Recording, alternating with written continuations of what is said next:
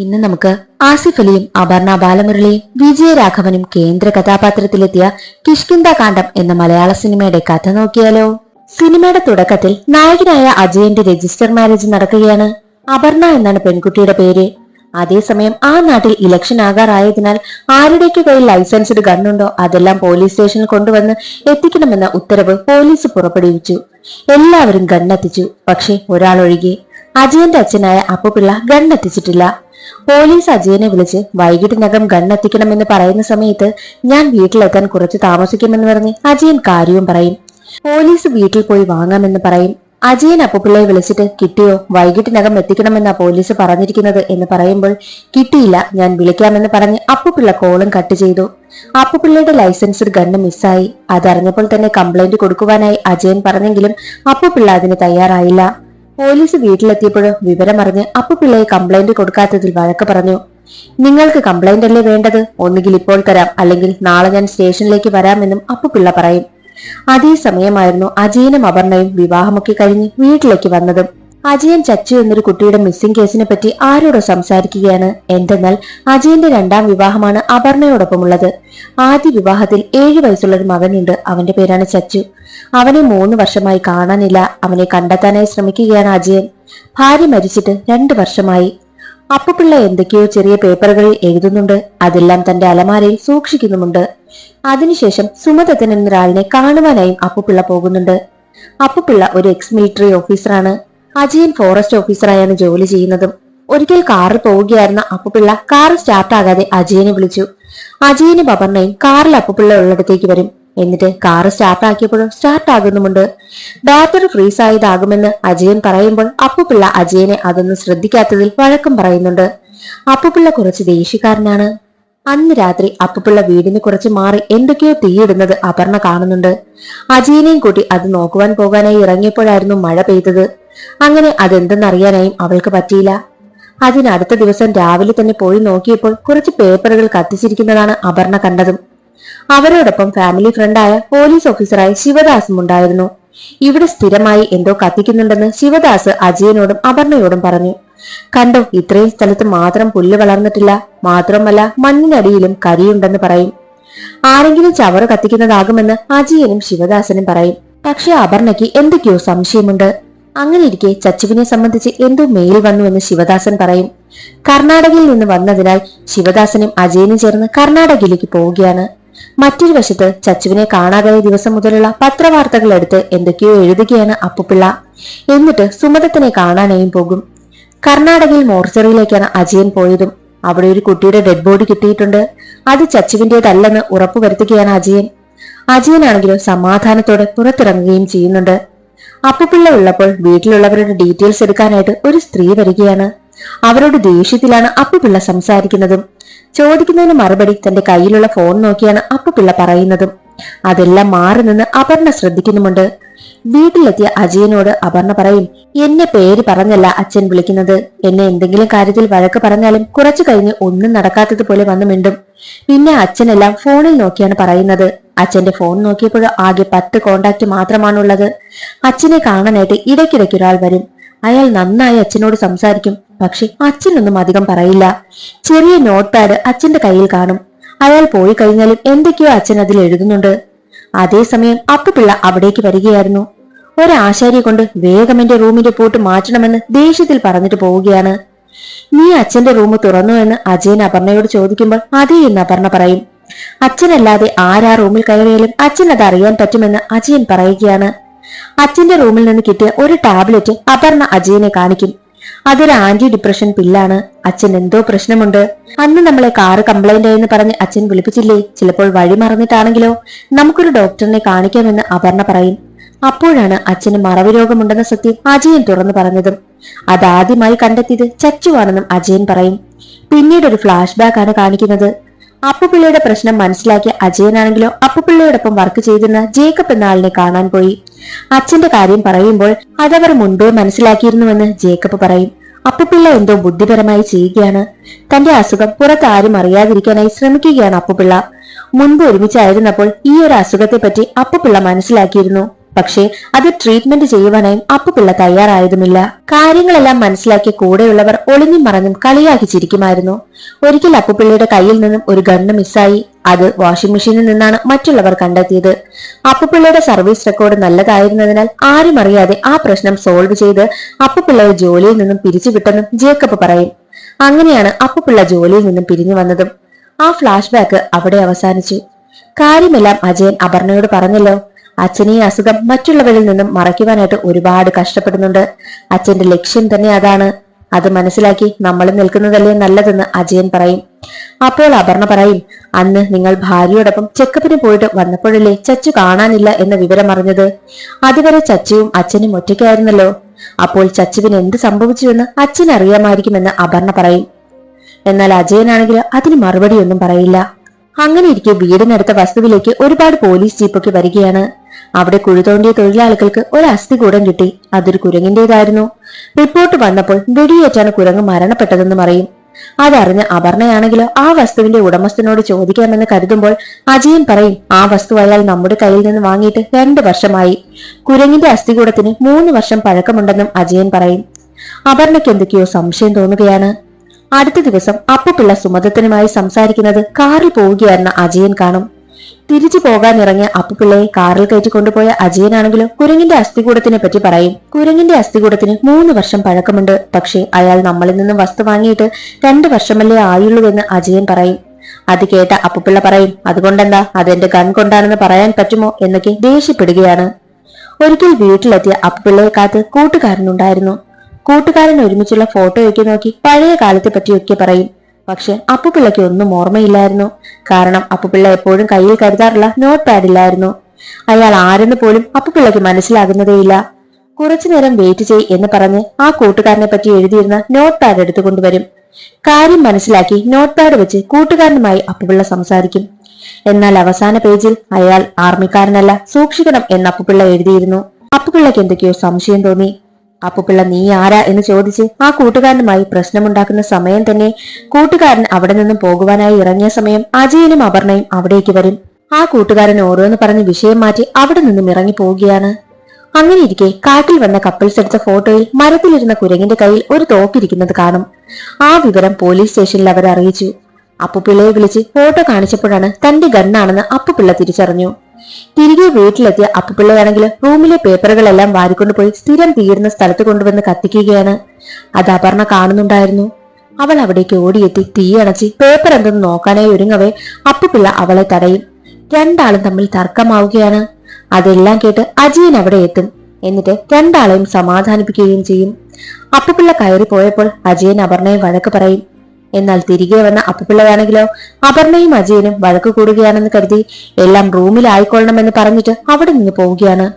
കുറച്ചു മുൻപ് നടന്ന കാര്യങ്ങളെല്ലാം അപ്പുപിള്ള മറന്നിരിക്കുന്നു. അച്ഛൻ എന്തോ കാര്യമായി പ്ലാൻ ചെയ്യുകയാണെന്ന് അപർണ അജയനോട് പറയും. അത് കേട്ട് ദേഷ്യം വന്ന അജയൻ പറയും, നാട്ടിലുള്ളവരും അച്ഛനെ പറ്റി ഓരോന്ന് പറയുകയാ, ഇനി വീട്ടിൽ നിന്നുകൂടി ആയിക്കോ, എനിക്ക് അച്ഛനെ അങ്ങനെ കളയാൻ പറ്റുമോ, എത്രയായാലും എന്റെ അച്ഛനല്ലേന്ന് ഇമോഷണലായി പറഞ്ഞിട്ട് അജയൻ അവിടെ നിന്ന് പോവുകയാണ്. മറ്റൊരു വശത്ത് പോലീസുകാരാണെങ്കിലോ അപ്പുപിള്ളയെ ചോദ്യം ചെയ്യാനായി കൂട്ടിക്കൊണ്ടു പോവുകയാണ്. എന്നാൽ അപർണയും അജയനും ചേർന്ന് സുമദത്തിനെ കാണുവാനായി പോകും. എന്നിട്ട് അപ്പുപിള്ളയെ പറ്റി തിരക്കുന്ന സമയത്ത് സുമദത്തിന് ഒരു കാര്യം പറയും. പിന്നീട് ഒരു ഫ്ലാഷ് ബാക്ക് ആണ് കാണിക്കുന്നത്. ഒരിക്കൽ റേഞ്ച് ഓഫീസറിനെ കണ്ട് തിരികെ വരികയായിരുന്നു സുമദത്തൻ. അപ്പോൾ എന്തോ വെടിപൊട്ടുന്ന സൗണ്ട് കേട്ട് അപ്പുപിള്ളയുടെ വീട്ടിലേക്ക് ചെന്നു. അവിടെ നിന്നാണ് ആ ശബ്ദം കേട്ടതും. അപ്പോൾ അപ്പുപിള്ളയാണെങ്കിലോ ചച്ചുവിനെ തള്ളുകയായിരുന്നു. കാര്യം എന്തെന്ന് തിരക്കിയപ്പോൾ അപ്പുപിള്ളയുടെ തോക്കെടുത്ത് ചച്ചുവാണെങ്കിലോ കുരങ്ങനെ വെടിവെച്ചു. ആ കുരങ്ങനും ചത്തുപോയി. കുട്ടിയല്ലേ, അടിക്കണ്ട, അറിയാതെ ചെയ്തതാകുമെന്ന് സുമദത്തൻ പറയുന്നുണ്ട്. എന്നിട്ട് സുമദത്തൻ തന്നെ ആ കുരങ്ങനെ കുഴിച്ചു മൂടുകയും ചെയ്യുന്നു. കുഴിച്ചു മൂടിക്കഴിഞ്ഞ് തിരികെ വന്ന സുമദത്തനോട് അപ്പുപിള്ളയാണെങ്കിലോ ഒന്നും നടന്നിട്ടില്ലാത്തതുപോലെ തന്നെ പെരുമാറും. ഇന്ന് ചച്ചുവിന്റെ ബർത്ത്ഡേ ആണ്, പായസം എടുക്കട്ടെ എന്ന് ചോദിച്ച് പഴയ കാര്യങ്ങളൊന്നും ഓർമ്മയില്ലാത്തതുപോലെയാണ് പെരുമാറിയതെന്നും പറയും. അപ്പോൾ സുമദത്തൻ കരുതിയത് ആ ഒരു പ്രശ്നം വലുതാക്കി എടുക്കണ്ട എന്ന് കരുതി മനഃപൂർവ്വം അങ്ങനെ പെരുമാറുന്നതാണെന്നാണ് കരുതിയത്. അതെല്ലാം കേട്ടുകൊണ്ടിരുന്ന അപർണയും അജയും ചോദിക്കും, അച്ഛൻ എന്തിനാ ഇടയ്ക്കിടയ്ക്ക് കാണാനായി വരുന്നത്, എന്തൊക്കെയാണ് അച്ഛൻ ചോദിക്കുന്നത് എന്ന് ചോദിക്കുമ്പോൾ സുമദത്തൻ പറയും, അന്ന് ആ തോക്ക് മിസ്സായതിനു ശേഷം ഇടയ്ക്കിടയ്ക്ക് അപ്പുപിള്ള എന്നെ കാണാൻ വരുമായിരുന്നു.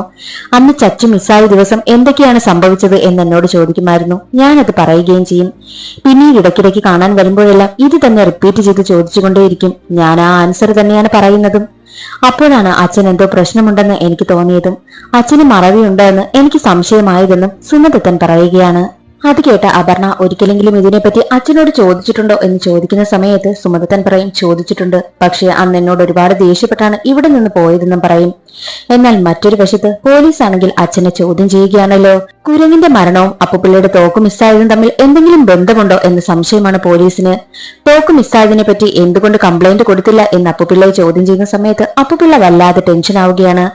അതേസമയം അവിടെ ഒരാൾ വരികയാണ്. അത് മറ്റാരുമല്ല, അപ്പുപിള്ളയുടെ കൂട്ടുകാരനുണ്ടല്ലോ, അയാളാണ് വരുന്നത്. അയാൾ യഥാർത്ഥത്തിൽ ഒരു ഡോക്ടറായിരുന്നു, ഒരു സൈക്യാട്രിസ്റ്റ് ആയിരുന്നു. അയാൾ വന്നിട്ട് പോലീസുകാരനോട് അപ്പുപിള്ള മെന്റലി അൺസ്റ്റേബിൾ ആണെന്ന കാര്യം തുറന്നു പറയുകയാണ്. താനൊരു ഡോക്ടറാണെന്നും അപ്പുപിള്ളയെ ചികിത്സിക്കുന്നത് താനാണെന്നുമൊക്കെ പോലീസുകാരോട് പറയും. എന്നിട്ട് പറയും, ഒരു കൂട്ടുകാരനെ പോലെ നിന്നുകൊണ്ട് മാത്രമേ അപ്പുപിള്ളയോട് ഇടപെടാൻ പറ്റൂ. തന്നെ മുൻപേ പരിചയമുണ്ട് എന്ന രീതിയിലാണ് ഞാൻ അപ്പുപിള്ളയുമായും കൂട്ടുകൂടുന്നത് എന്നാണ് ആ ഒരു ഡോക്ടർ പറയുന്നതും. താനൊരു ഡോക്ടറാണെന്ന് അപ്പുപിള്ളയ്ക്ക് അറിയില്ലെന്നും ഡോക്ടറാണെങ്കിൽ പോലീസിനോട് പറയും. യഥാർത്ഥത്തിൽ ആ ഒരു ഡോക്ടറിനെ ഏർപ്പാടാക്കിയത് തന്നെ അജിയനായിരുന്നു. എന്നിട്ട് ഡോക്ടർ പറയും, അപ്പുപിള്ള പട്ടാളത്തിൽ നിന്നും വിരമിച്ചു വരാൻ തന്നെ കാരണം അയാൾ മെന്റലി അൺസ്റ്റേബിൾ ആയതുകൊണ്ടാണെന്നും ഡോക്ടർ പറയുകയാണ്. അത് കേട്ട പോലീസ് അപ്പുപിള്ളയ്ക്ക് ലൈസൻസ് കൊടുത്ത ആ ഒരു പോലീസ് ഓഫീസറിനെ ചെന്ന് കണ്ടിട്ട്, അപ്പുപിള്ളയ്ക്ക് നിങ്ങൾ 8 വർഷം മുൻപല്ലേ ലൈസൻസ് കൊടുത്തത്? അപ്പുപിള്ള 18 വർഷം മുമ്പേ മെന്റലി അൺസ്റ്റേബിൾ ആയതിനാൽ പട്ടാളത്തിൽ നിന്നും വിരമിച്ചു വന്നതാണ്. അപ്പോൾ ഈ തോക്കിന് ലൈസൻസ് കൊടുത്ത ആൾക്കാർക്കും പ്രശ്നം വരുന്നത് അത് ഡിപ്പാർട്ട്മെന്റിനെ മുഴുവൻ ബാധിക്കുമെന്നും 2 പോലീസുകാരും ടെൻഷൻ ആവുകയാണ്. മറ്റൊരു വശത്ത് അപ്പുപിള്ള ഇല്ലാത്ത സമയം നോക്കി അപ്പുപിള്ളയുടെ റൂമിലേക്ക് കടന്നിരിക്കുകയാണ് അപർണ.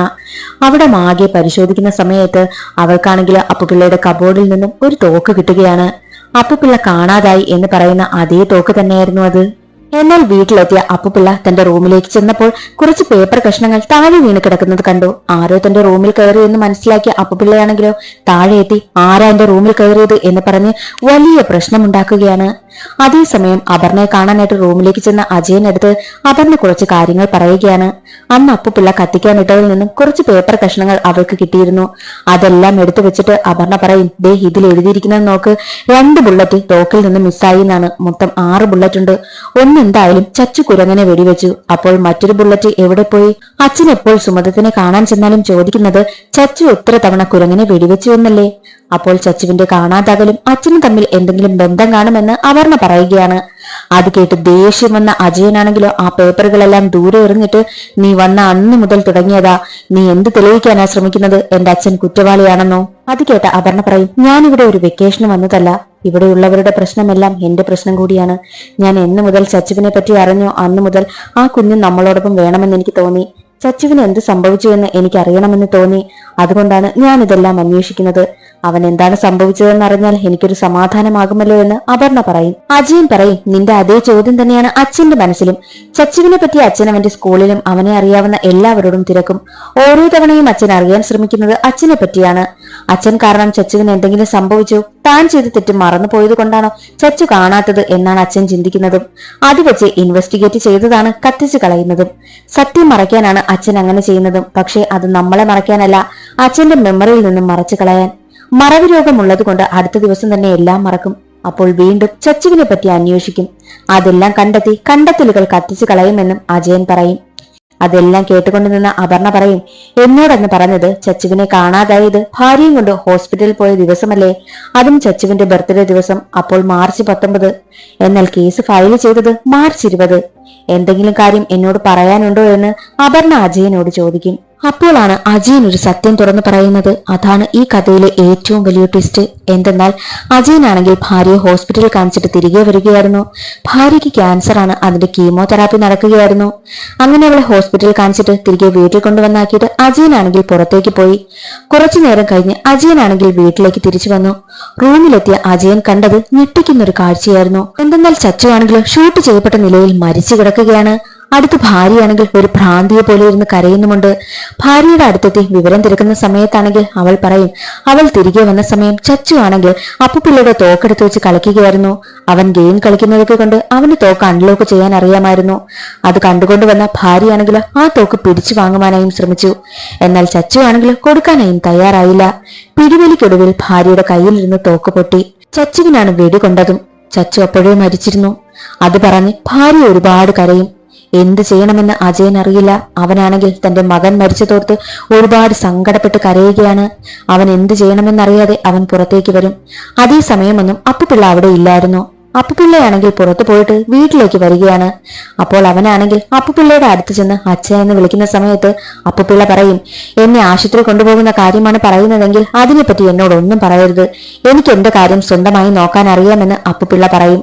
അപ്പോൾ അജയൻ ഒന്നും മിണ്ടില്ല. അപ്പുപിള്ളയാണെങ്കിൽ റൂമിലേക്കും കയറി പോവുകയാണ്. അജയൻ സത്യം അച്ഛനോട് തുറന്നു പറയാൻ വന്നതായിരുന്നു. തിരികെ റൂമിലെത്തിയ അജയൻ കണ്ട കാഴ്ച പെയിൻ കില്ലർ ഓവറായിട്ട് കഴിച്ച് ബോധം കെട്ട് കിടക്കുന്ന ഭാര്യയാണ് കണ്ടത്. അവൾ ആത്മഹത്യക്ക് ശ്രമിച്ചിരുന്നു. അജയൻ ഉടനെ തന്നെ അവളെ ഹോസ്പിറ്റലിലേക്ക് കൊണ്ടുപോകുവാനായി ഇറങ്ങും.